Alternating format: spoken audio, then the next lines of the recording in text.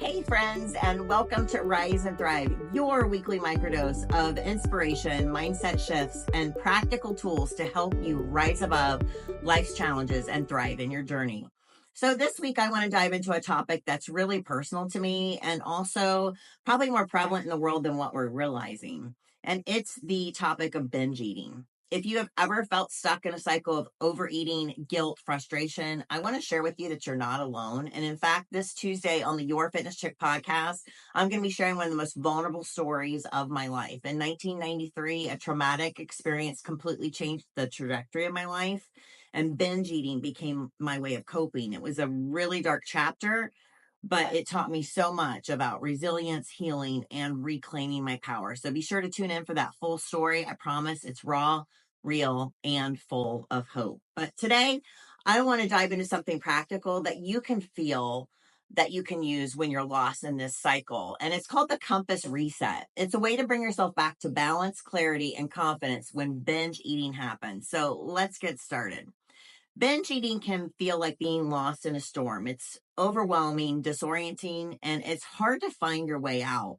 But just like a compass can guide you back to your path, the compass reset I'm getting ready to share with you helps navigate through those tough times and get you back on track. And here's how it works. C stands for catch the moment. O is offer yourself compassion. M is make the next best choice. P is pinpoint the triggers. A is adjust your course.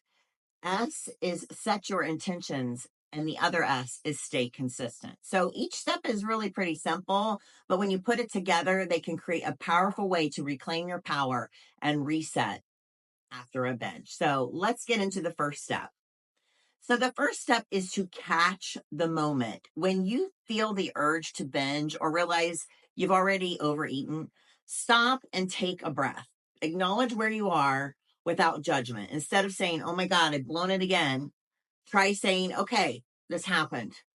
What can I do next? And by catching the moment, you're giving yourself the power to pause and to take back control. The second step is to offer yourself compassion. Let me tell you something. Beating yourself up doesn't fix anything.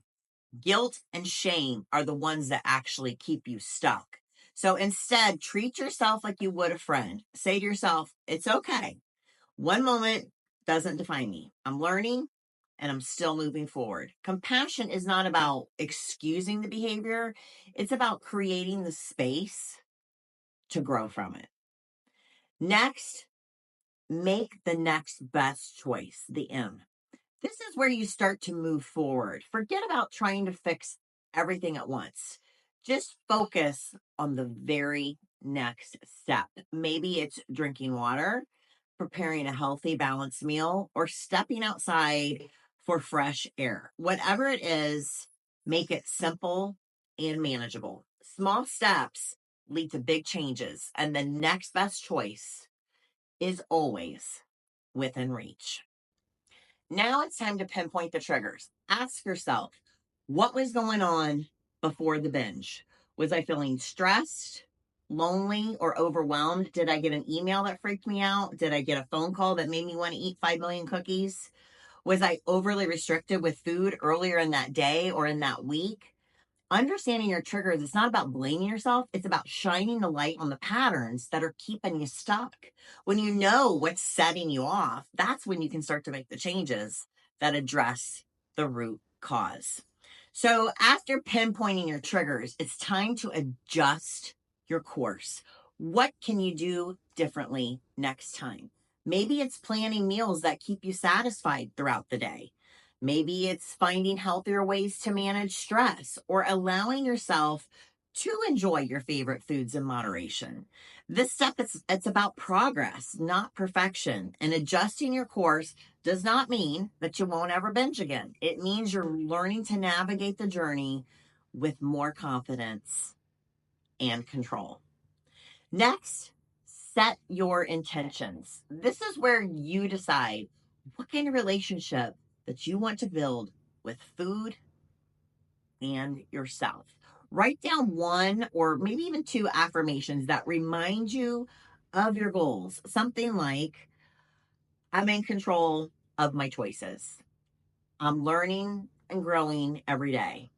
Or I deserve a relationship with food that feels balanced and free. Setting your intentions and keeping you focused on that great big picture, even when the journey gets tough, can be super helpful. Finally, stay consistent. This does not, again, mean being perfect. It means showing up for yourself again and again and again, even on the hard days. Consistency is where progress lives. It's in the small daily actions that you do that eventually lead to big change. So remind yourself every time that you choose to reset, reflect, and move forward, you are building the life and the relationship with food that you deserve. So, binge eating doesn't define you. What defines you is your ability to rise, reflect, and move forward. With the compass reset, you have now a simple, powerful way to navigate through those tough moments and reclaim your power.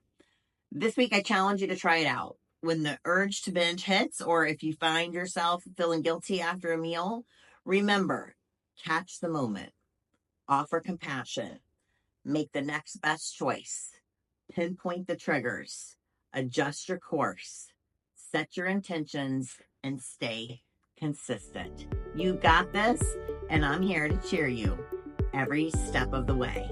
And I'll see you on the next episode of Rise and Thrive.